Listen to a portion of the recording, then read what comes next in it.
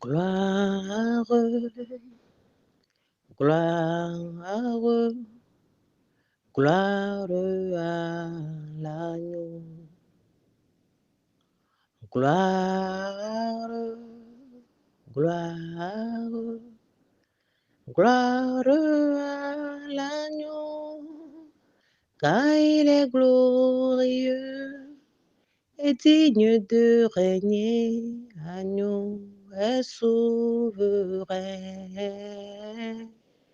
Nous élevons nos voix pour l'adorer. Agneau est sauveur. Car il est glorieux, car il est glorieux et digne de régner. Agneau est souverain. Nous élevons nos voix pour l'adorer. Agneau est souverain.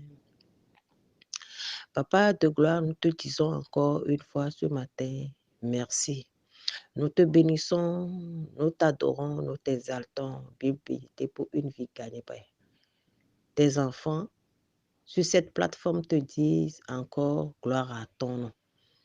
Père, tes enfants te disent encore ce matin, béni sois-tu au nom puissant et précieux de Jésus. Seigneur, j'élève ma voix et Seigneur, je bénis ton Saint-Nom. J'élève ma voix éternelle et je glorifie, Père, ta bonté et ta fidélité parce que, Seigneur, cela s'est renouvelé sur nous encore ce matin parce que oui, ta parole l'a dit. Et quand tu le dis, quand il ne finit pas ce qu'il a fait, ta parole, quand elle sort, quand elle ne finit pas ce qu'elle a fait, elle ne retourne pas chez toi. C'est pourquoi encore ce matin, je glorifie ton Saint-Nom pour ta fidélité. Je magnifie ton Saint-Nom pour ce que tu es, Père. Oui, Papa de gloire, nous te disons encore merci ce matin. Nous t'exaltons, nous te magnifions. Nous te disons encore merci Saint-Esprit. Merci de ce que c'est, Saint-Esprit. C'est toi qui nous apprends tout ce qu'on devait dire. Puisque c'est toi qui sondes les reins. C'est toi qui connais qui nous sommes. Béni sois-tu, mon Dieu, mon roi. Béni sois-tu, Père. Que ton nom soit béni à jamais. Que ton nom soit loué. Que ton nom soit magnifié au nom puissant et précieux de Jésus, Seigneur. Je fais taire ma personnalité, celle que je suis. Je fais taire ma personnalité, ce que je suis, Seigneur. Et je demande que tu parles à ma place, Saint-Esprit, toi qui enseignes mieux, toi qui nous diriges mieux, toi qui peux mieux parler à ma place, Saint-Esprit, viens nous enseigner. Efface ma personnalité et prends le dessus, Saint-Esprit. Béni sois-tu, mon Dieu, mon roi. Béni sois-tu au nom puissant et précieux de Jésus. J'ai prié ce matin. Amen, amen, amen. Shalom, shalom, shalom. Bien-aimés du Seigneur, je vous salue. Je glorifie le nom de l'Éternel dans la vie de tout un chacun ce matin. Ce matin, c'est encore un lundi et nous allons bénir le Seigneur de ce qu'il nous accompagne tout doucement. Et aujourd'hui, on est le deuxième jour de la semaine. Alléluia. Alors, notre première question selon ce chapitre est quelles sont les recommandations que l'apôtre fait dans ce chapitre? Alléluia. Ok. Nous allons voir que dans ce chapitre, Paul est en train de s'adresser à l'église de Corinthe.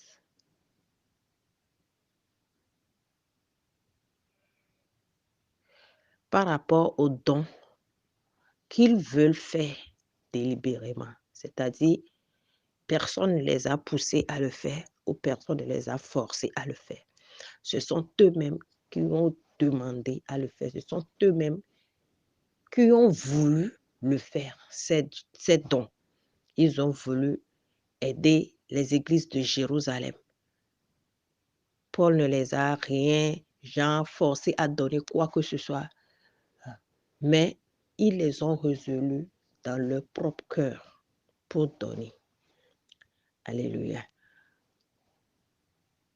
Et Paul les encourage et les dit que même malgré les tribulations qu'ils sont éprouvés, leur joie débordante et leur pauvreté profonde ont produit avec abondance de riches libéralités de leur part. Ils ont, je l'atteste, donné volontairement selon leurs moyens et même au-delà de leurs moyens. Alléluia. Paul est en train de leur parler. Paul est en train de leur parler, c'est-à-dire Paul est en train de parler de l'église de Macédoine à l'église de Corinthe. Et Paul les explique comment, là, de l'autre côté, ils ont donné malgré la difficulté dans laquelle ils passaient, ils ont donné sans que personne les pousse à le faire. Et vers le verset 5, Paul ajoute et dit, et non seulement ils ont contribué comme nous l'espérons, mais ils se sont d'abord donnés eux-mêmes au Seigneur. C'est-à-dire, ce n'est pas seulement les dons matériels qu'ils ont fait seulement qui importaient Paul, ou bien de ça seulement Paul parlait, mais Paul parlait de la manière dont ils se sont donnés eux-mêmes d'abord. Il a ajouté d'abord. Ils se sont donnés eux-mêmes. C'est-à-dire, leur premier don était de se donner au Seigneur. Leur premier don qu'ils ont fait, c'était de se donner au Seigneur. Et après, maintenant, les dons matériels s'en est suivi. Alléluia. Alors, quelles recommandations aujourd'hui nous pouvons faire dans nos congrégations par rapport au don? Comment nous devons donner? Qu'est-ce que nous pouvons donner? Dans ce texte, Paul nous apprend à donner ce que nous avons. Ça, c'est ce que nous avons. Nous pouvons le donner. C'est-à-dire, on n'est pas obligé de vouloir donner pour se faire voir. Là, on est obligé d'aller demander ou bien prêter pour pouvoir donner. Paul recommande de donner ce qu'on a.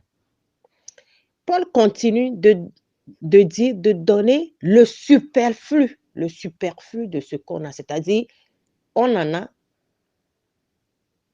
a et ce qu'on a de plus, de donner le superflu. Et Paul ajoute ici encore en disant de donner pour que de l'autre côté et de ce côté soit égal.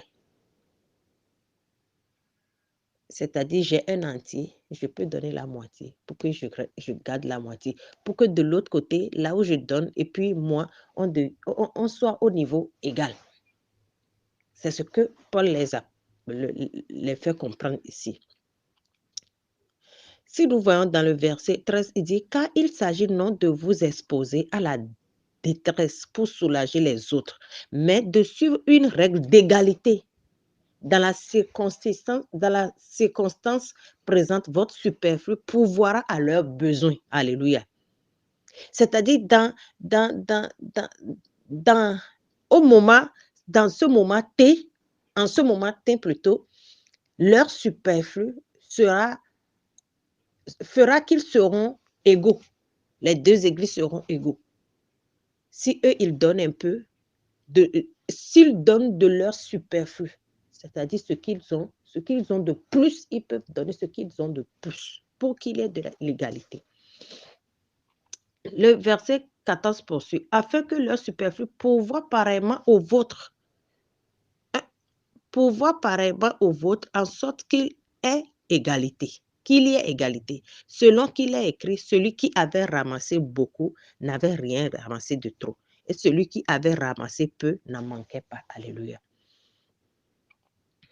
Alors, qu'est-ce que nous pouvons faire dans nos congrégations, si je peux dire dans nos églises? Comment nous donnons dans nos églises?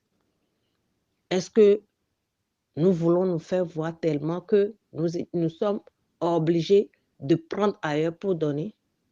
Ou bien ce que nous avons, nous arrivons à donner le superflu de ce que nous avons? ou bien ce que nous avons, nous arrivons à peut-être donner, bon, moi je peux dire la moitié pour que nous soyons égales, ou bien nous pensons déjà à ce que les autres pouvaient avoir avant de donner. Non.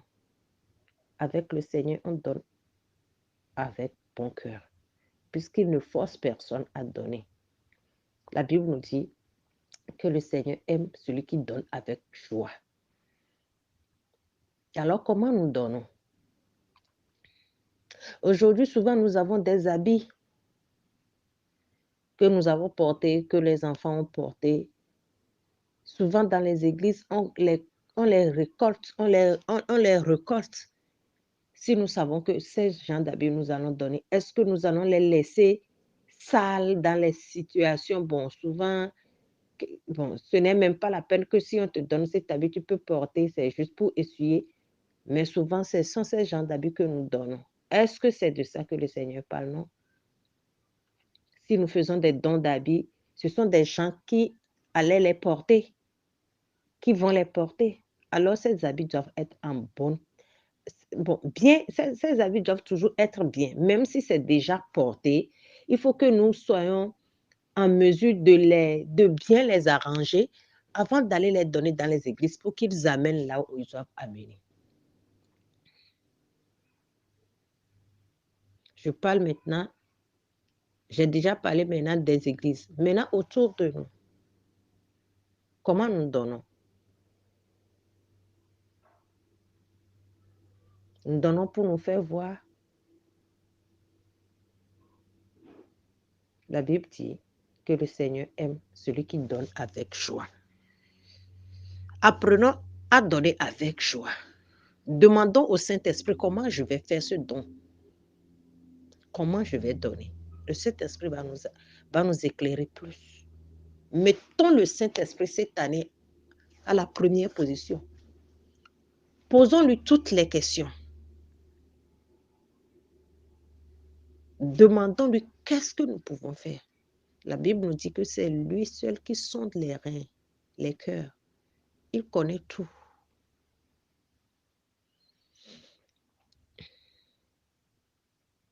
Nous donnons et après nous poussons des jurons.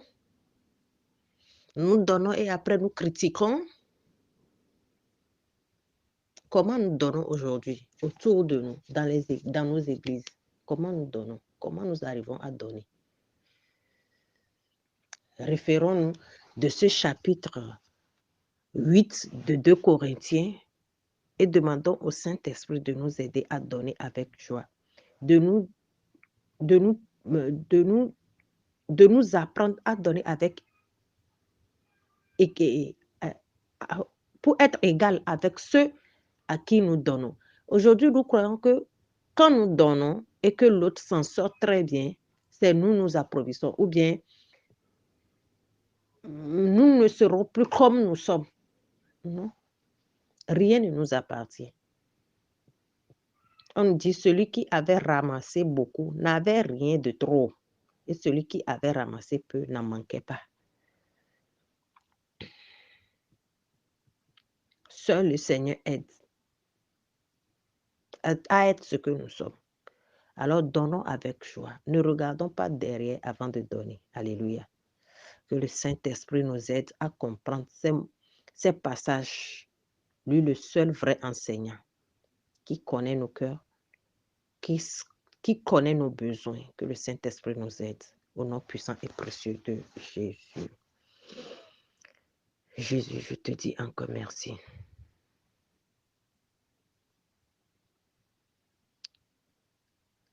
Toi qui fais trembler les montagnes, je te dis gloire à toi. Tu es toujours vivant, présent au milieu de nous. Béni sois-tu, Père. Merci pour ces moments passés avec nous, pour que nous comprenions et pour que nous donnons avec joie. Pour que nous donnons, pour que l'autre côté soit équitable comme nous, ou bien qu'il soit dans l'aisance comme nous. Seigneur, encore une fois, je veux te bénir ton Saint-Nom. Et je demande, Seigneur, que tu nous apprennes ces passages que tu les graves dans nos cœurs pour qu'ils ne sortent jamais. Et que nous agissons fidèlement selon ce que tu nous recommandes. Éternel, je te dis encore une fois merci. Je glorifie ton nom, je magnifie ton nom, je t'exalte au nom puissant et précieux de Jésus, Seigneur. Je prie pour la vie de tous les leaders sur cette plateforme. Je prie pour la vie du lead principal. Je prie pour la vie de ma binoune. Seigneur, que ton nom soit béni, que ton nom soit loué. Au nom puissant et précieux de Jésus, j'ai prié. Amen, amen, amen. Shalom.